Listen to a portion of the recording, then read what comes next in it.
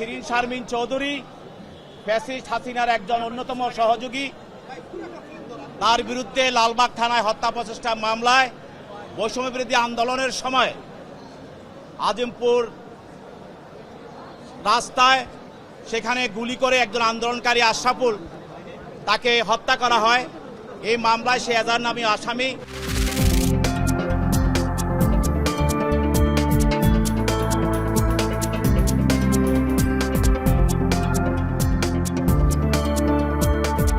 আমাদের জ্বালানি তেলের মূল্য বৃদ্ধির ব্যাপারে একটি আইন আছে।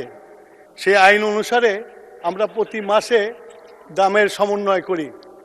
গত মাসের সমন্বয় করে আমরা দাম বাড়াই নাই। আগামী মাসে আমরা দামের উপরে কাজ করছি। কাজ করে যদি সমন্বয় করে দেখা যায় যে দাম বৃদ্ধি করা এখনই প্রয়োজন, তাহলে আমরা ইনশাল্লাহ আমরা আলোচনা করে ক্যাবিনেটে নিয়ে তারপরে মূল্য বৃদ্ধি করার চিন্তা করব।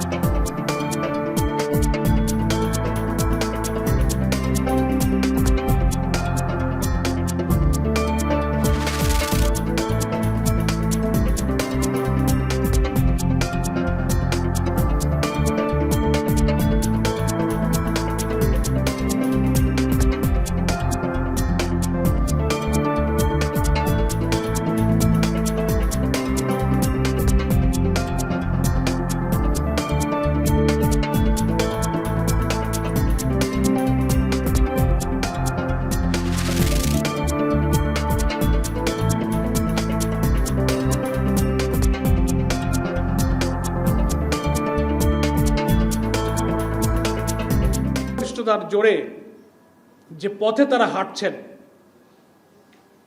কেন এটা জাতি বুঝতে পেরেছে। যেসব ইস্যুতে তারা নোট অফ ডিসেন্ট দিয়েছেন, সংবিধান এবং রাষ্ট্র সংস্কার ইম্পর্ট্যান্ট ইস্যুতে তারা নেগেটিভ করে। আগামী 9 এপ্রিল রাজধানীর শাহবাগে বিকাল 5টায় 11 দলীয় ঐক্যের কেন্দ্রীয় নেতৃবৃন্দ লিফলেট বিতরণ কর্মসূচির উদ্বোধন করবেন। বর্তমান বিসিবি কমিটি গঠনে নির্বাচন প্রক্রিয়ায় উল্লেখযোগ্য পরিমাণের দুর্বলতা ছিল, অনিয়ম ছিল।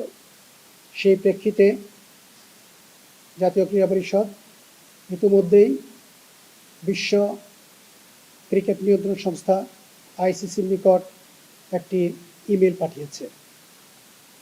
সেই ইমেলে এই কমিটিকে ভেঙে দেওয়ার সিদ্ধান্ত জানানো হয়েছে।